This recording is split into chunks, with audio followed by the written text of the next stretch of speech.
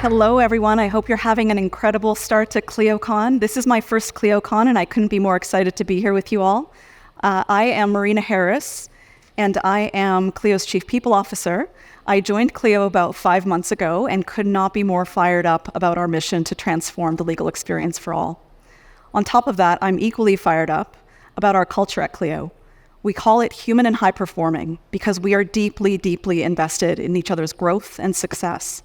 So you're all here to join the personal growth track, and our session is all about how to get noticed, how to get ahead, how to be promoted in your career, and we hope you'll walk away with some really great tips. Prior to joining Clio, I was Chief People Officer at Wealthsimple, which is a fintech based out of Canada that was going through massive hypergrowth while I was there. And so we really needed to make sure we invested in our employees staying one step or a few steps ahead of the company's growth, which was no easy feat. Prior to that, I spent some time with Netflix. Netflix is a culture that deeply inspires me still. I take a lot of inspiration from them because their culture truly fueled innovation and accelerated personal growth. So you'll hear me mention them a few times in our talk with a few examples that I've learned from them. Thanks, Marina. My name's Katie Koleszar. I'm the Senior Director of Employee Success at Clio as well. I work really closely with Marina for the past 5 months, but I've actually been with Clio nearly 5 years now, and this is my 5th ClioCon. Prior to joining Clio, I actually never worked in the legal industry or the tech industry, so I did a lot of personal self-reflection around the things that I really enjoyed and the mission that I really wanted to get behind. It's one of the reasons I joined Clio. Previously, I was working in manufacturing and mining, and I oversee the learning and development teams and business partnership and employee experience teams. Awesome. How many of you have heard the famous quote, "When opportunity knocks, you answer the door"?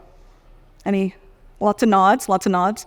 This is a quote that deeply inspired me when I graduated many, many years ago now. Won't admit how many years, but I thought to myself, here you are, you've graduated, you've got your degree, you've got ambitions, you're relatively sharp. Hopefully opportunities will just come your way. And over time I learned that it's this quote actually that is the truth. When opportunity doesn't knock, you build a door. Katie and I talk all the time about how do we bring people into Clio who are door builders, who really find their way, who can navigate through ambiguity, and who really own their careers. These are the kind of folks that we all love to surround ourselves with, if we're honest, right? The folks who really figure out challenging problems, create opportunities, they inspire us. And when Katie and I talk about what makes folks door builders, regardless of industry, regardless of the position in your career, the folks who are advancing faster, the folks who are getting promoted, tend to have some common attributes. And we see those as the 4 areas where we're going to spend our agenda, our time together today. And these are people who deeply own their own career. Of course, they have support of folks around them, and they make sure their environments that support their growth, but they know at their core that they're the ones who are in the driver's seat, and they're responsible for their learning, their growth, their development. Because they really embrace their growth and development, they're folks who lean into the power of feedback. They seek it out. They crave that feedback because it makes them better and stronger, and it's an accelerant for them. On top of that, they know that their personal brand matters. When you're going for a promotion, it's what's said when you're not in the room that matters. And so your personal brand has to carry you. And so we'll talk a lot about how do you cultivate your brand, because you have one, whether you're cultivating it or not. And lastly, and most importantly, we're going to talk about the power of learning from each other. And so we have 2 incredible legal entrepreneurs, absolute badasses with us here today. And we're going to bring them on stage to have a bit of an informal conversation about their journeys and a chance for you all to ask your questions. I know you'll be just as inspired as Katie and I were when we met them. Okay. We all work in the world of business, and we often use a lot of frameworks to drive business decisions, build clientele. A lot of the frameworks that we're going to talk to you about today are actually things that we use in the business world, but you can apply to your personal own career. A lot of it all starts with self-reflection. Has anyone used a SWOT analysis before? Yeah. Has anyone used a SWOT analysis to do a self-reflection on yourself? Nice. I actually see some people in the room. This is great. This is a really practical tool that you can use. Your strengths and weaknesses is something that you look at very much internally. These are the things you seek out, you know about yourself, but you really have to be going and seeking out, when we're talking about feedback, your strengths, your weaknesses, These are the strengths things that come naturally to you. You always get positive recognition around. Your weaknesses are typically your gaps. So things that you're getting feedback around, you're trying to build some bridges around some capabilities or your styles and things you're learning about yourself. When you're talking about the opportunities and the threats, these are some things that you should really be spending some time seeking out information around, doing some research. This depends on where you want to go in your career. If you want to become a managing partner, what are the opportunities that may be ahead of you to put yourself out there, try new things, build your portfolio. Threats could be something like there's multiple people within your firm that you're competing against for a managing partner position. This is just one example. Another simple model that we use is the GROW model. And this is really to build your plan. So you're starting with your goals. What do you want to achieve? What do you want to accomplish? Where do you want to get to? With the self-reflection tool, you go there and you think forward where you want to be. This is very independent and personal to you. What's your reality? This is where you come back to your SWOT. What are your strengths, weaknesses, opportunities? Where are you today? Does your goal align or conflict with the team or firm's objectives, as an example? Options. This is when you're going to think deeply about different ways to achieve your goals. We very much recommend that you're not thinking of one path and one option to get there. You need to think through possibilities and dig into what possible paths you can use to move forward and how to get there. The W, will and way forward. So this is where you have conviction of your choice and how to get there. You have identified what you want to do. What are you committed to pursuing? This is where you dive into a lot of detail on the how you get it done. And this will help you form your plan.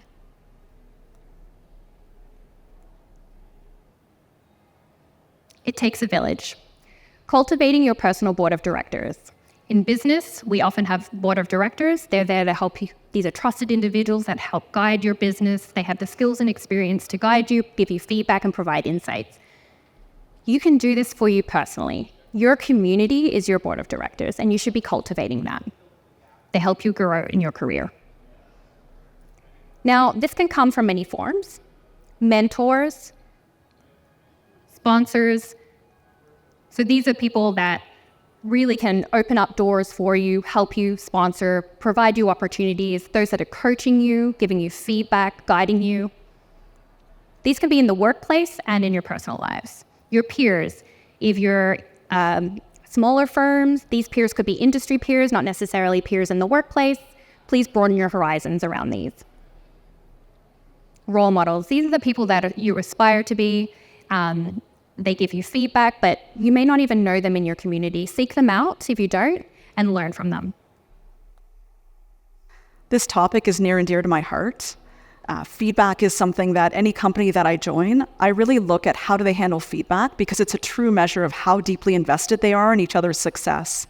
And so when we talk about learning to crave feedback, it means that we're not just getting comfortable with feedback, but we're truly craving it. And that means we're seeking it out. In my time at Netflix, I deeply remember a conversation that I had with our then chief people officer. And she said to me, it's not enough that our employees just get comfortable with feedback. I want them to crave it. And I remember asking Jessica, what do you mean by craving it? This is an interesting framing. I've not heard this ever said with feedback. And she said, you know what, when you think about people who crave feedback, who really embrace it, they're the folks who you know they're humble, yet they're confident. They know they don't have all the answers. They seek out different perspectives. And they don't view it as a weakness when something goes wrong. They view it as a learning opportunity. And so the power of feedback is really there to help us remove blind spots. And so we want to talk about ways to really embrace feedback, because we know it doesn't come natural to us as humans. And that's okay. So why is feedback so important? I think Bill Gates says it really well. We all need people who will give us feedback. It's literally the way we improve, right? We go in day to day, we all want to do our very best, yet our sense of self sometimes doesn't line up with other people's perceptions of us, right? So sometimes we're extremely hard on ourselves, too hard on ourselves. And we need those folks around us, like Katie spoke about on your personal board of directors, which is just a fancy way of saying surround yourself with people who are invested in you. Those are the people who will build you up in those moments when you're being too hard on yourself. Those are the folks who will cheer you, who will let you know what your superpowers are so you continue to lean into those.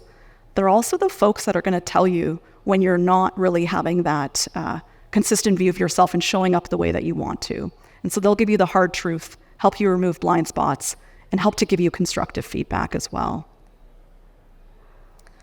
I often think of feedback as being pretty analogous to exercising, right? I have a deep commitment to get on the treadmill every day. I don't always keep that promise, I'll be honest with you all. And when I don't, it is harder the next day. It is harder, I'm not comfortable with it. I'm all up in my head about how out of shape I am, how not fit I am. But the more I do it, the less labored my breathing, the stronger my legs are, my posture is better. I'm actually starting to enjoy it. And so feedback is much the same. To move from discomfort to craving, you need to do it really frequently. How many of you have walked down the hall and one of your colleagues or your boss says to you, hey, do you have a second? I have some feedback for you. Has anyone felt that, experienced that? I see smiles. What did it feel like? Anyone want to just shout it out? What's the first thing that pops into your head? Your heart sinks, right? What else? Today's the day I get fired. Awesome. Love that for you. We want to get you so comfortable that it's not today's the day I'm going to get fired or your heart's racing, but truly, how can I learn from this moment, right? So how do we move from discomfort to craving? And just like exercise, you do it regularly. You proactively seek it out, and we'll talk about ways that you can do that. The great news is, the more you do it, the more you seek it out, the better you respond. When folks give you that feedback, the more they will give it to you, and it's that virtuous cycle. And then you put that in your growth plan that Katie talked about, and then you start tracking your progress and your confidence builds. And it's no longer this scary thing anymore. It's this thing that you crave. So how do you build the habit? Tomorrow, hopefully you're all gonna take in James Clear talking about atomic habits. We're all about habits when it comes to feedback because we wanna build this muscle. So there are ways that you can do it. And Katie and I both deeply believe that the most powerful ways are when it's just organically part of your operating rhythm versus creating this sort of artificial construct. If you put it in your operating rhythm, you're more likely to get and receive feedback and make it a habit. So great ways you can do this when you're starting off a project or a key milestones, ask folks for input. Find people who will disagree with you. We call it farming for dissent sometimes. So it's tempting when you're going for a promotion, when you're putting out an idea, to find like-minded people, folks who you think will agree with you and will encourage you. Do the opposite first. Really find people who will challenge your thinking, who will give you different viewpoints. It'll get you more comfortable with feedback in general, and it'll enrich whatever work product you're putting out there. We also like to do at Clio retrospectives. Our engineering team is famous for this. We did one in our team all hands just last week. And we did it in a moment where we weren't at our best, we made a mistake, and as a team, we wanted to learn from it. And so as leaders, Katie and I try to create those environments where it's safe for us to admit our mistakes, where we're showing that accountability, where our folks can do the same, and we're learning. And so it builds that muscle of feedback. If you're leaders in some of the teams, the firms that you're working in, encourage you all to play with that as well. Lead with that role modeling of sharing, giving, and receiving feedback. And then again, reflecting this all in your growth plan is a great way to build that habit. So hopefully by now, you're all thinking, I really want to get to this mode where I start craving feedback. It's really important. It's going to accelerate my growth. It's going to differentiate me because frankly, not enough people will lean into feedback in these ways. So if you're looking to get noticed, this is fantastic. And yet, sometimes things can get in our way. Things like imposter syndrome. And when you're newly promoted, taking on a new project, a new challenge, it's when, frankly, if you're going to feel imposter syndrome, it's probably at its peak. And when you're feeling imposter syndrome, I know I felt it before. Felt it this morning when we were practicing for this speech, right, or this talk. In those moments, you can be hypersensitive to getting constructive feedback. And so again, the opposite thing, instead of shying away from that feedback, you want to lean into it. You want to start proactively asking people for feedback. Because we all know that if you've asked someone for feedback, you're going to be more receptive to it. You're going to find that feedback more helpful. And it's a way for you to regain control and power of the feedback you're going to receive and how you're going to act on it. Even when you take that first step and you ask for feedback, extremely normal to still feel defensive, to want to explain that feedback away. And yet, what really helps in those moments, if you're feeling imposter syndrome, you felt like you've let someone down, start reframing your negative thoughts. Pay attention to your inner monologue, your mental voice. What I like to do is put that feedback in context. So ask myself, is this someone I'm going to work with regularly? Is this someone who knows me well? Is this a pattern of feedback? It's not the first time maybe I've heard this feedback. Then it really resonates and I let it sink in, and we'll talk about a model for doing this, how to work through it. And then again, when you make some progress, celebrate those wins. Don't be shy about celebrating your progress. It's a really great boost, taking those incremental wins, that 1% better every day, to really boost your confidence and work through imposter syndrome. So how do you do this? We want to share a model with you. I don't know about you, but I do better with models. If I can visualize it, if I can have a clever way of naming it, I'll remember it. So we're going to give you the 5R model for feedback. The first is, again, starting proactively with the request. Think about who would be helpful for you, whose perspective will you value, who do you know is in your corner and will not just give you the feedback, but help you solution as well. They might have some suggestions for you of how to work through the feedback. Think about what are the skills and capabilities that you're looking to work on. Who's amazing at those capabilities, whose perspectives you'd value. It doesn't even have to be in your immediate team. It can be someone in another firm, another organization, who are your role models, who you could seek out for feedback. And then when they're kind enough to give you that feedback, when they're generous with that feedback, really listening actively. And so it's tempting, like we were saying, to try to explain the feedback away. None of us wants to let our colleagues down. But how could you start asking some questions? You might even say to them, hey, is it okay if I ask some questions? So the questions don't feel like you're being defensive. You might even say to them, hey, can I think about this a little bit more and reflect and come back to you? You don't have to solve it all in that one conversation. Take it away, reflect on the feedback. Sometimes when I'm in those moments and I want to respond, if I'm feeling at all defensive about the constructive feedback, I will literally pause and just say thank you. And that's my mental way of sort of checking myself before I start explaining. It's really hard to argue with someone and be defensive when you've just thanked them, right? So highly recommend that technique. When someone gives you hard feedback, just take a moment, say thank you, and let them know you want to keep talking about it. And you might even set up a follow-up meeting. And I hope you will, because the next action that we want to take is resolving. And it doesn't truly mean that you're going to solve it all. There's an arrow here at the end because you might come back to that conversation. You want to follow up with whoever has given you feedback to encourage them, frankly, to give you more of it, because you're now craving that feedback and you know it's going to make you better. I'll leave you with one quote, and it's a great one from Adam Grant. The best way to prove yourself is show that you're willing to improve yourself. So when someone's giving you hard feedback, you're going for promotion, maybe they're letting you know you're not quite ready for that next step.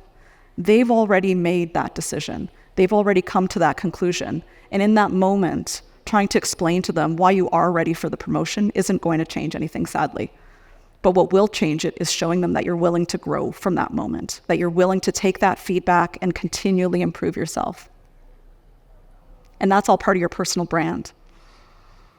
So whether you know it and build it yourself, you all have a personal brand.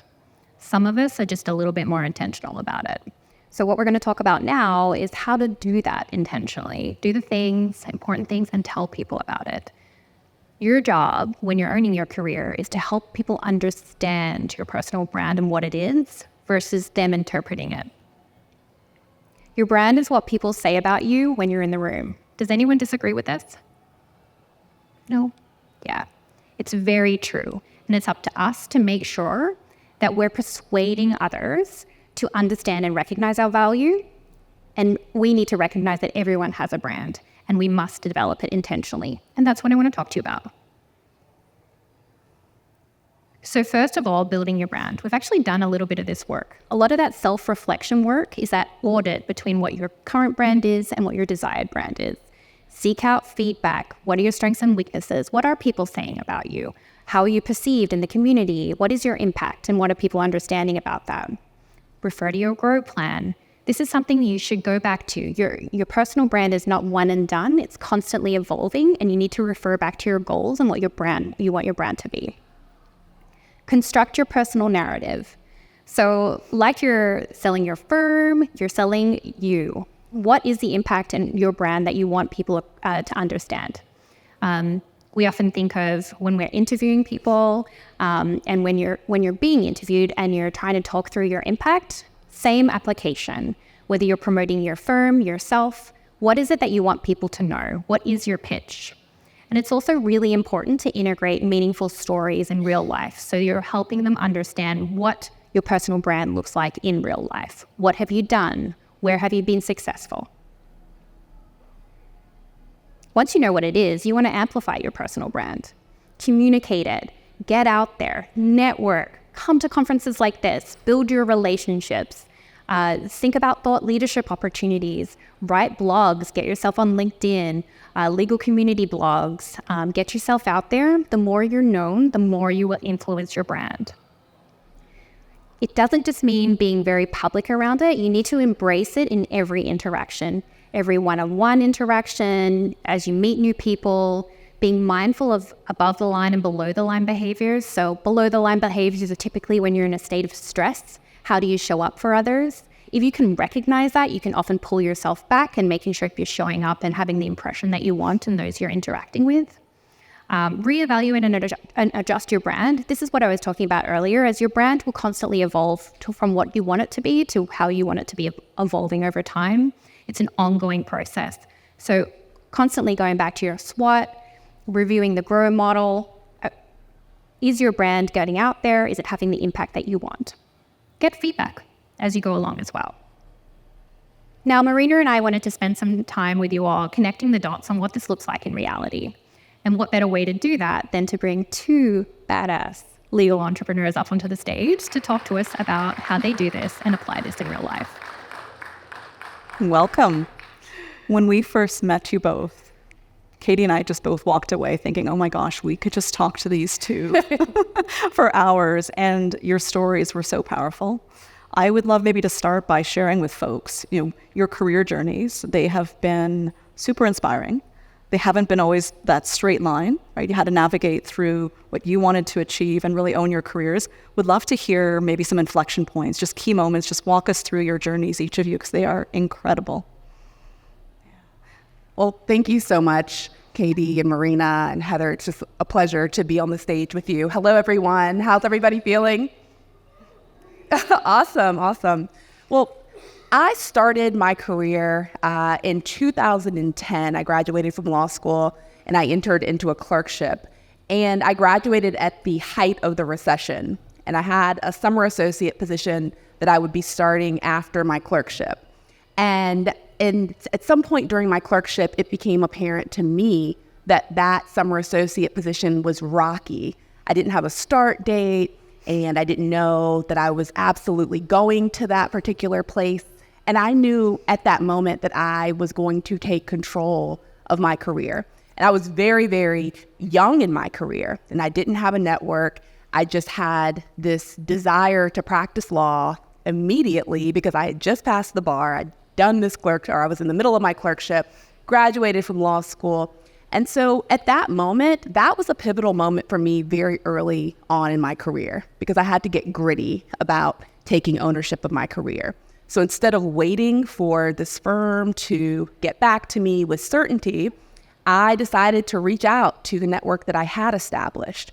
I reached out to my law school colleagues. I looked up hiring partners on law firm websites, and I just emailed them directly with my resume. I wasn't going through a hiring manager. I emailed people directly. And that grit was something that has really carried me throughout my career. But during that process, I got the best piece of advice, and that was to take ownership of your career. Take your career by the horns.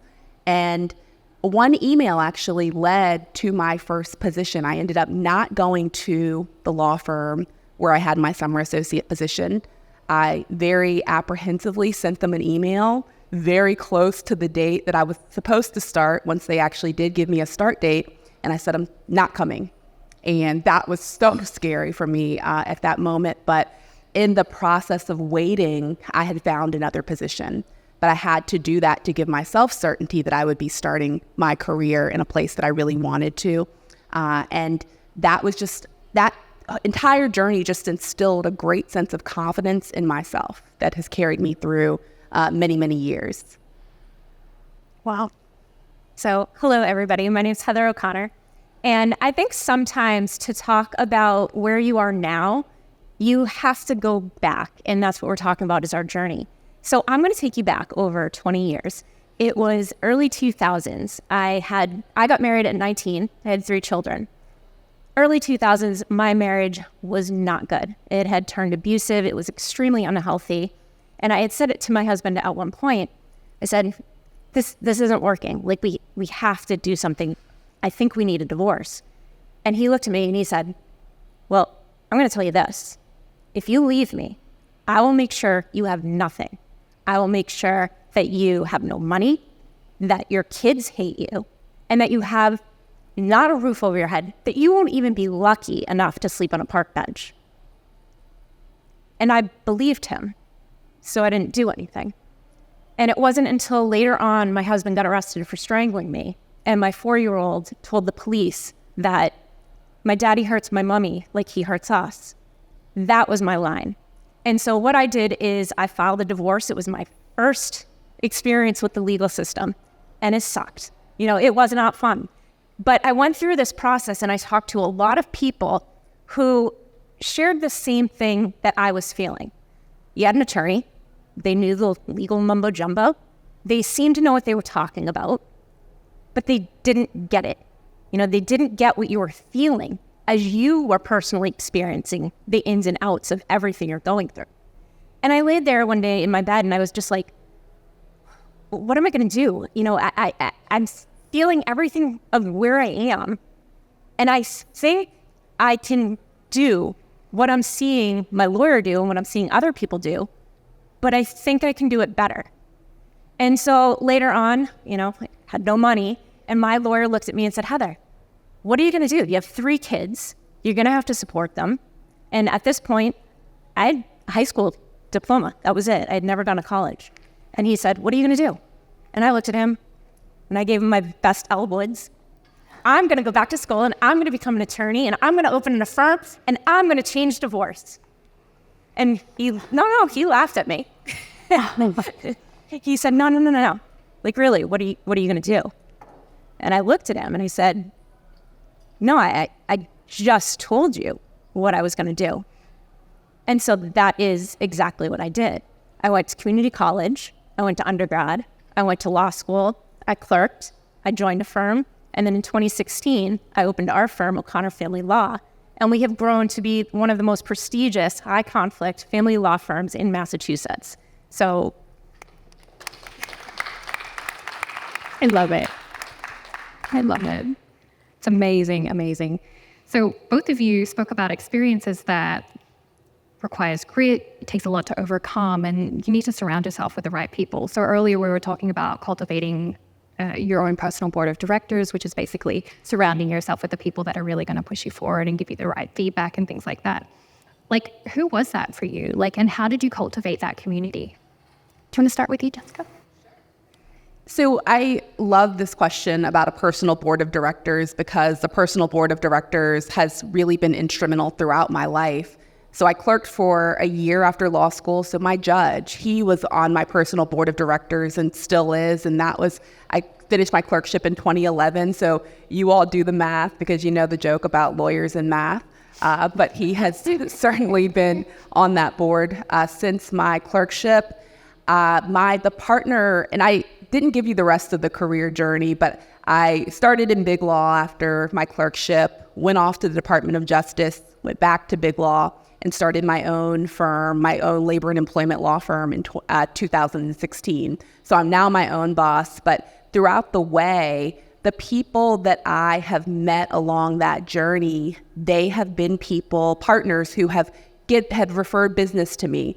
I have worked with firms that I worked with a firm that I worked with or that I worked at when I was coming out of my clerkship. So everyone has been a part of my board of directors, people that I served on the National Black Law Students Association with when I was in law school. They have become referral sources and people who I was able to reach out to when I started my solo practice to say, hey, you have a solo practice. How did you do this? What do you do on a daily basis? I'm facing this dilemma. What would you do here? Bar associations now, people in those bar associations have become people that have become my virtual hallway. Because when you are a solo, you don't have an actual hallway to, walk down and knock on people's doors and say, hey, can I just bounce this idea, around with you? But I have cultivated that hallway through my relationships over the years, through everyone that I've met at through my career, my old colleagues, my bar association colleagues. And so it's really a journey. I like to say I collect people in my life, and I really, really enjoy people and I enjoy interaction. So I have met through entrepreneurship networks. I have met people who have taught me about business, because being a solo practitioner, you are a business owner. So there are so many people that you will collect and build relationships with over the course of your career, and everyone will have a different role. Some people will be there to be a cheerleader. Some people will be there to be a mentor. Some people will be there to be a friend. And so not everyone has to be a direct transaction. It's not always, okay, I'm going to meet you. You're going to give me advice. You're going to give me business. It's going to develop organically. And I think that's the best board of directors. I could not agree more. I think sometimes when we talk about building a board of directors, building your network, it can feel so transactional. I love the way you framed it. I collect people. Like, these are people who are part of your life. It's ongoing.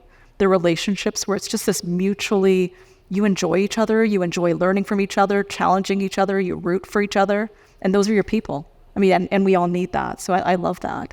I wanted to ask a question about imposter syndrome, because it's so hard to see you both up here, to know your stories, your journeys, to believe that you would ever feel an ounce of imposter syndrome in your careers. And yet I remember when we first met, and Jessica, you had said, are you all going to include the concept of imposter syndrome in your talk? Because it is real and we've all felt it. And I'm curious if you can share like a time when maybe you felt that, and how did you work through it? Like, what were your techniques? And maybe if you both want to share. Maybe we'll start with Heather. Sure. Yeah. So I went a very different path than I think most people do. And through that, when I was back in school, most people were good 10, 15 years younger than me at that point. So I constantly didn't feel like I fit in.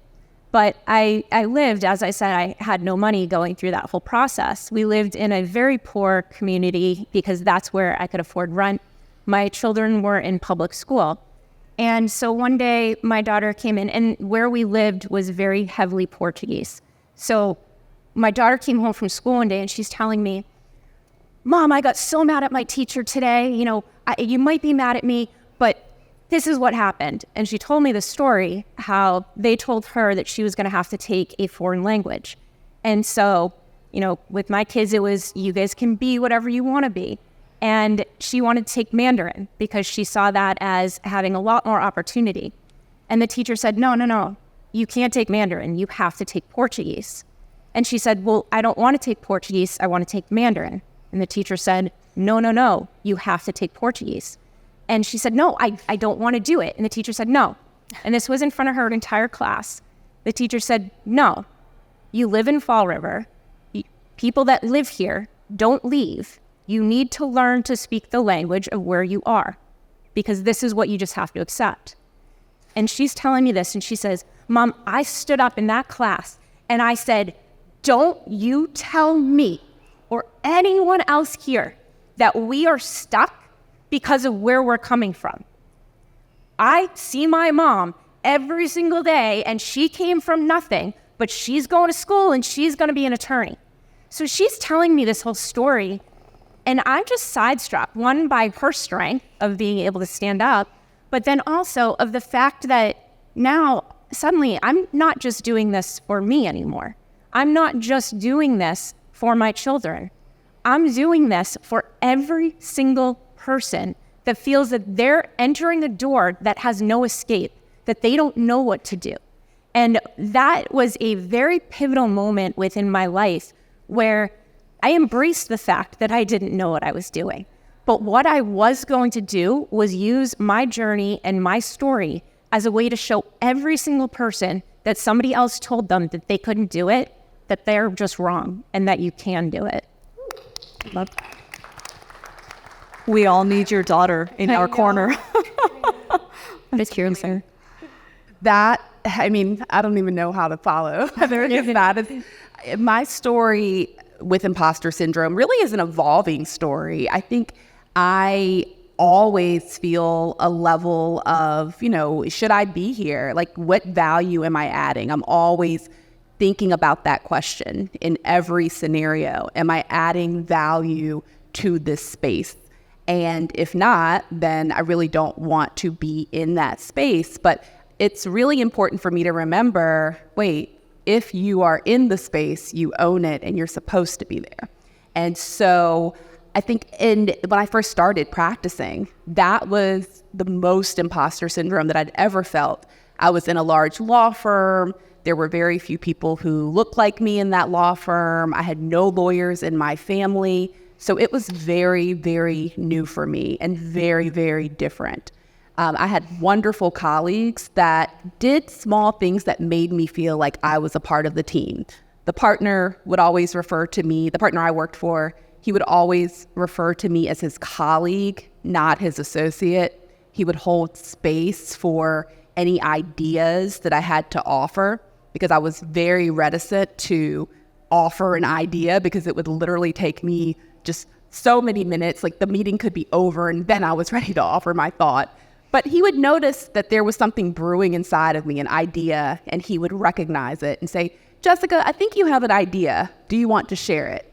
And that built this confidence muscle in me. And so over the years, that confidence muscle, it continues to grow. And in my own firm, I have to be the confident leader because clients can sense when you are not confident and they want you, and you have to be a zealous advocate. Ethically, you have to be a zealous advocate. And I think that naturally requires a level of confidence, not unmetered confidence and not confidence that's not based in any, real evidence, but real confidence to stand up strongly for your client because you have to advocate. And in my field, I'm an employment lawyer, and I have to advocate for hard positions. And clients are in really precarious positions when they come to me. And so for me, what I say, I often write in my notes, slow down when I'm in a conversation, especially when I'm talking to opposing counsel, because this is some feedback. I think this is the next question. I'm going to jump to it. Some feedback that I got. Slow down because apparently it controls the conversation when you are articulating that you are taking up time and space. And so I've done that.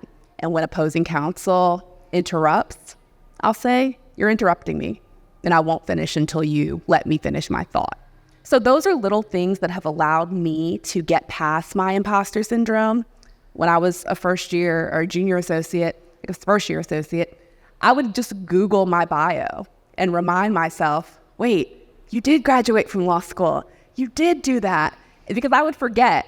And those gentle reminders saying you're on this website, you have a nice picture, your hair looks great in this picture. It actually didn't look great, but I thought it good at the time. You are supposed to be in this space and you'll own it. And so now, that's what I remember. I remember own the space, add value. But if you ever doubt your value, remember you're supposed to be there. You aren't there for any, whimsical reason. And then speak even if your voice trembles. So even if I'm not speaking slowly, even if I'm a little bit scared, I lean into that fear and I keep going because I feel like lawyering is scary. I think it's a very scary profession. We have so many things to, remember, to so many obligations. And it's not an easy it's not an easy profession. And so I think we are the brave, and I think we have to lean into our fear. And that's how I get over my imposter syndrome. I appreciate your courage. That's awesome. You did speak about feedback, so I am going to ask Heather. We talked about craving feedback. I'm curious whether it's positive or constructive. There was a piece of feedback that you received when you were like coming up, building your brand, having an impact. Like, what was that piece of feedback that sticks with you and just makes you a better lawyer? I think I remember it was one of the first cases I was actually litigating on once I finally had my license and I could get in there, represent people. And it was an older attorney who had been doing it for quite a while. And he knew I was fairly young, or young attorney. And so he said to me, "Let me tell you this one piece of advice that will make all the difference in your career. You can't care." And I looked at him and I was like, what? Like, the day you stop caring, you should not practice law. You shouldn't do anything. You should not touch a client's case. You should, if you are not passionate about what you're doing, maybe it's not the right thing. And maybe it's time to change that. Because if you're not living a life filled with passion, what are you doing? And for me, that was something that, as I continued to build my firm, that's what I build it on, is that passion. When you're coming out and all we do is divorce, custody, family law related issues, if you come out and you have every single word on that document that you wanted, you got everything.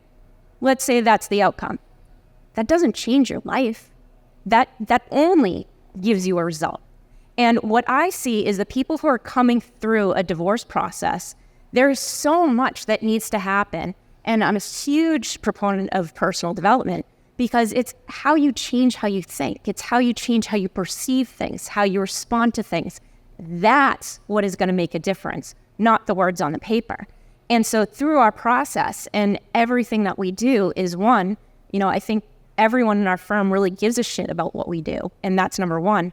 But number two, it's working with somebody from the moment they come in, acknowledging where they are, to the point where they leave, and regardless of what is on that paper, they can have a really great, prosperous life that they're proud of. And that was something for that man to sit there and say, you just can't care. For me, it was just like I won't flip anyone off, but that's what I wanted to do. Like, it comes across really strongly in your personal brand. Like, with each of those interactions, it shows. Like in your testimonials when we read on your website, and it's fantastic to hear. You know what I love about that story too, is frankly, we'll get a lot of feedback in our lives, and not all of it's going to resonate. And some of it really will make you question whether you're talking with someone whose beliefs line up with yours. And so you're not going to act on every piece of feedback you get, and having that personal grounding to say, you know what? This isn't feedback that's helpful for me. It's the opposite of what I need. It's the opposite of what I believe in is really powerful too. So thank you for sharing that. That's awesome. I want to be mindful. We've got 16 minutes, and I know y'all probably have a ton of questions you want to ask. So we want to hold some space as well for all the questions that you might have of either Heather, Jessica, Katie, or myself. Thank you so much. Thank you. You stated that we should crave feedback, but I know there's some firms in the legal industry where the people that you're receiving the feedback from can be a little abrasive, to say nicely.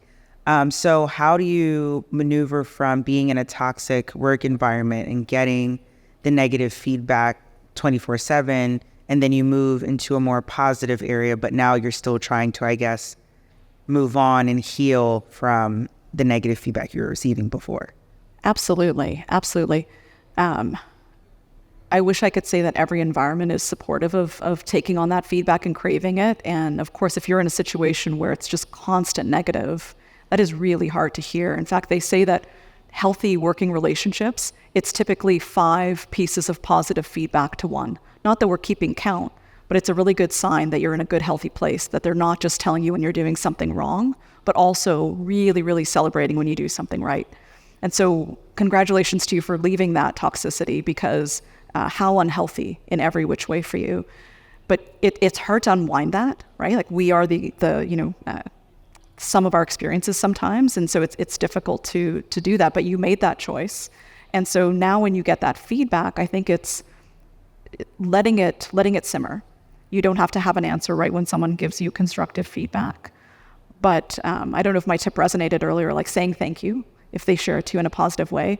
Even if it's hard to hear, sometimes I ask myself, what would go wrong if I acted on this feedback? What if the person is telling me they want me to communicate more the status of a project? Or, what would go wrong if I actually just acted on it? And sometimes just taking that first step and just taking on their feedback is helpful. I don't know if it's someone you have a relationship with, but sometimes just getting to know the person a little bit more too makes it easier to hear that kind of constructive feedback. And following up afterwards too, to ask more questions. You don't have to have the perfect answer right away if you're taken aback by the feedback. So let them know you just need to process it a little bit more. And so a lot of things that you can do, and over time, hopefully it gets easier the more that you build that trust, that relationship. You're in a good working environment, and they see that you're willing to act on the feedback. So not a perfect solve, but it does take time to work through cultures like that. I'll share, I spent a lot of time in a really large tech firm, Cisco Systems, which was fantastic. It was also a really nice culture, and it was challenging sometimes to have a contrary opinion. And so I learned from that behavior that if I wanted to get things done, I had to work around in different ways. And it's a behavior that I had to learn to unwind. And so when I joined a company that was much more candid, much more direct, it really took some time to make that change. So give yourself some grace, because it's hard to move from one culture, especially one that's toxic in that case, to just a very different way of operating. I'll build on this a little bit. I've shared an experience where I also worked in an abrasive culture where feedback was rough. I chose to leave, and I made that choice, but it also helped me learn around how to engage with my new leader and those around me. And so what I do now is I intentionally sit down when I'm connecting with them or getting to know them in a new place, and I talk about how I like to receive feedback. It sounds easy. It takes some time to understand what that looks like for you. But like even with Marina and I, we started working together 5 months ago, and we took some intentional time to sit down and go, this is how I like to receive that feedback. This is how I like to respond. Sometimes I like to sit with it. And that's building trust, right? And so you spend a lot of time at work with your colleagues, your peers. It doesn't need to just be your boss. It could be your peers, those that you're just building relationships with. But it could be a strategy that you use moving forward. Yeah. And I think also, if I can add, it takes a lot of being committed to yourself and your own self-growth, because there's going to be so many toxic people out there. And, I remember when I did come out of my divorce, I went through a lot of therapy. And part being, I think, our culture and a mom, you give up so much of yourself to your children, to your spouse, to everything else that has life just has for you. And it's very easy to forget who you are and what's important to you, and really lean on what other people are telling you about yourself.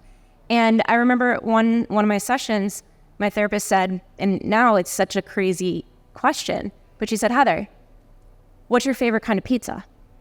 And I was like, well, Jenna likes pepper and onion and TJ likes pepperoni. And she's, no, I'm not asking about your children. What is your favorite type of pizza? And again, this was another moment where I sat there and I'm like, oh my God, I don't know. I don't know. And it took a lot of being committed. And even now, if I start feeling bad, the first thing I do is jump on YouTube. There's so many free videos out there of personal development, and just getting out of that mindset where you stop caring. And I shouldn't say stop caring completely, but you can't depend on somebody else's opinion of you. You have to formulate that for yourself, because that's going to guide you and be able to bring you out of that toxicity. I deal in toxic workplaces every day for a living, so I hear stories of toxic workplaces every day. And one thing that is pretty astounding to me still is that there's so much toxicity. The fact that I am literally employed because of toxicity. And I love fighting against it, but I also wish it did not exist as much as it does, because I've seen scenarios in my personal and professional life where toxicity can just paralyze the person who's on the receiving end of it. And so what I would just implore you to do is not let that paralyze you, because it's important, as Marina noted, your values and who you are may not align, probably don't align with whatever you've been told. So a lot of people don't know how to give feedback effectively, and everyone receives feedback, Katie, as you mentioned, differently. And so communicating maybe even your past relationship with feedback to your new employer could help you get over that hurdle. But I would just, we're deserving of being at every table. And so making sure that you know, like to yourself, this is not, that feedback is an opinion and I'm going to take it, but it's not going to dictate the trajectory of my career. Any other questions? Yeah, just over here, we're going to get a mic to you. Thank you. Oh, front row. So I actually worked for an attorney. It was very toxic when I was there. I left and I came back. Things have been great. She's not as rough as she used to be. She's brought me back into her firm to help her fix some inefficiencies with the way things are done. Unfortunately, some of those inefficiencies are hers. So we're talking about feedback and how to receive it, but how do you actually take feedback to a superior without that damaging the relationship and them looking at it wrong? Because she really does need that feedback from me so that the changes that she wants to see can be implemented from the top. How would you do that? Take feedback to a superior? Maybe one question just to clarify, how have they responded to feedback in the past? Have you had to provide it, and how did they respond? No, I've only been back recently. I only came back a few months ago. When I was with her originally, no, there was no chance that she was going to hear anything that anybody had to say. I feel like now she has made a lot of changes personally and professionally where she probably would be open to it, but I would rather not present that feedback until I know how to present it where I'm not causing damage or undoing the progress that we've made in our relationship. And do you think the feedback is about her or the process you're providing feedback around? A little of both. A little both. Yeah. I'd start with the process feedback and see how they respond. I'd also maybe start by even sharing your own personal development. Like, hey, I attended this session and we're talking about feedback, and I wanted to take some time to share with you how I like to receive feedback. And that if you want to do the same, maybe we can have a dialogue like that. That's going to build some trust, right? And you're going to have a dialogue around what that could look like for both of you. It's going to give you some signal around how you respond, and then learn from that before you go in and give her the feedback around the process or how they're working. That would be one approach. Yeah, I mean, some thoughts as well. I always find that, especially if she in the past has not been as receptive to feedback, I find it's helpful to start with that. Not to call her out for not responding well in the past, but just to say, owning that maybe your comfort level with giving feedback might not be there. So I wanted to share some feedback. I'm not always comfortable giving feedback, and so I hope you're open to it, and just check if she is. And sometimes even saying that, showing that you're feeling a bit vulnerable, disarms the other person, makes them more receptive. And focusing on the impact, I find, versus specifically phrasing that might come across to make her defensive. Not that you should tiptoe around it, but focusing on what is the impact of the behavior, giving a concrete example, then hopefully one that's recent, so it's fresh in the mind, really helps. So my advice is don't hold on to it for too long. Share it while it's fresh in your mind. Be vulnerable to start and share that it can be hard to give this kind of feedback, and are you open to it? And then give a couple concrete examples and maybe what you'd hope for. What would you like to see different, so that she feels there's a path forward. I find folks who are often defensive about feedback, if they don't have the answer, sometimes they can get defensive. They feel cornered. And so giving them a little bit of a way out and letting them know you want to fix it together can really help. Great, thank you. Well, in your situation, I'll just say that it sounds like you were hired back to fix a problem. And I would lead with that. Hey, you hired me back to do this, and these are the things I'm finding. And so framing it that way to say, hey, you made a choice to bring me back, and like I'm doing exactly what you've asked me to do. And it's in order to do that, it would be a good way to intro that framework. Yeah. Great. Thank you so much. You're welcome. Do either of you have anything to add? I don't know if you're both been. I think that I was going to pretty much just say that, I'm pretty blunt, so I'd probably be like, here it is. But I think if you just say to her, with the fact that you've been hired back, how do you want me to give the feedback? And let her tell you. So I think that's a good opening. Yeah, that's great. There is a little bit of a theme around almost some safety around that feedback that I'm picking up on from the audience. So maybe one thing I'll add is that like owning your career doesn't mean you have to stay in the one place. You have control over your career. It depends on your situations. I would always encourage making attempts to improve your environment and your relationships, but you have choice and there's other opportunities out there. And that's probably when you go back to your SWOT and think about, what are my options here? What are the opportunities out there? And like consulting your board of directors, getting feedback, finding people that have maybe experienced something similar. Those are really critical pieces to get you through those moments and help you with your decisions. So you guys talked a little bit about building your own personal brand. Outside of your work habits and how you maybe present yourself in court in front of clients, what are other ways that you would give a young attorney or starting out attorney to build their own personal brand? So when I was a junior associate, there were so many things that I learned from being in a large law firm. Number one, they have a robust marketing budget, and there are several opportunities that they pursue with these robust marketing budgets. So speaking at events like, you're the top employment, we used to do a top things that you should know in employment for the year, right? And that was a way to build brand expertise at the beginning of the year. And I did those things because I was asked to do them, but I didn't realize that what I was doing was building my personal brand along the way at a very early stage in my career. And those were non-billable things. So in a law firm, they're not as coveted because it's non-billable. You're not meeting your billable hour requirement, through them. But they were great, writing opportunities. There's so many writing opportunities in a firm. That's building your brand. It's on the internet forever. You're becoming a subject matter expert. So those are things that you can do, whether you're in a large law firm, a mid-sized firm, or a solo. You can, speak at events. You can blog. You can create your own podcast or serve as a guest on podcasts. Those are ways that I've built my personal brand. A lot other than just pure client service. But one piece of advice that's very simple is just do the best job. People should always know that you are going to show up and show out when you're on a project.